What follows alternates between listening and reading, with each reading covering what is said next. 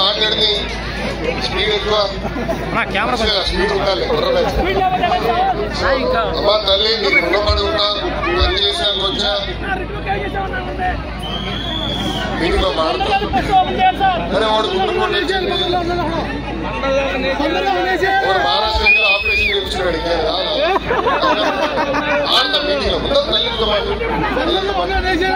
అమ్మా తల్లికి వందనం అనేది కేవలం డబ్బులు ఇస్తాం కాదు. తల్లిని అదే మహిళల్ని గౌరవించాలి. మా గతంలో చూసాం మహిళల్ని కించపరిచే విధంగా ఎలా మాట్లాడారు.